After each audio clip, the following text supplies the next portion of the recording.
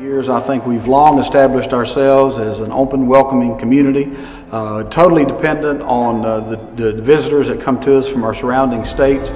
And when this ordinance came out, Ordinance 2223, first of all, there was the big question of why in the world would we think we needed an ordinance like that? We've proven that time and again how welcoming and open our community is. I do feel like it was a bad ordinance. It was passed in a way that was not favorable to many of the residents. They weren't given a chance to weigh in on it.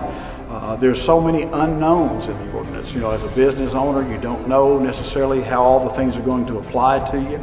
You also, it can be costly, I believe, and I really fear the continued litigation that it will cost for us, not only for the business individuals, but also for our city. You know, our city finances are struggling as it is. And this would give anyone the right to come into a personal bathroom, a ladies' bathroom. I mean, they might not necessarily be that way.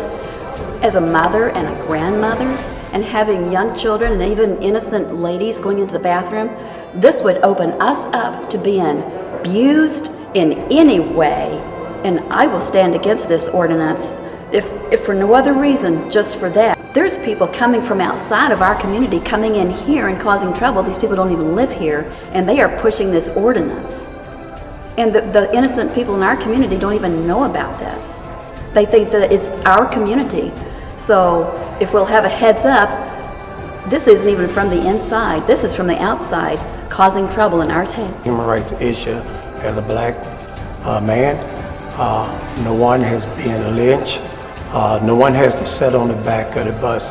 This is not a human rights issue, it's a human behavior issue with the due process of law and no way to appeal, and the person that we do appeal to is also the judge and jury, which is the mayor. I have nothing against the gays, I love them, and but as far as the law itself, I don't feel like that's a very good law, especially if no due process. We have an ordinance here that was created that didn't have a need. In fact, the City Council himself made that statement just last year in August. Probably the best in the state, maybe even one of the best in the country as far as a community where people are getting along. And I hate the fact that the City Council saw fit to do this. I know that the motivation was out of a sense of kind of pushing back against the state law, but it's a shame that they chose to divide a community in order to, you know, I hope that the ordinance is repealed and maybe we can kind of have that sense of community that existed prior to that. I have a lot of problems with 2223. I have grandchildren. It breaks my heart when they come here and they don't understand. I don't want to have to deal with my grandchildren having to go to a bathroom and me supervise them because I don't know who's in there.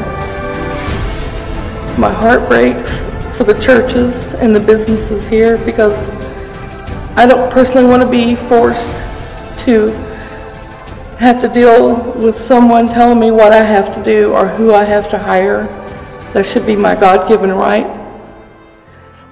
My heart breaks for Eureka Springs because this is a godly city and I see it decaying with all of the anger and unrest in this city, and we love everyone. I personally do not discriminate against anyone. I don't plan to now. But I don't want to be forced by anybody's agenda on my life to try to change me to think their way.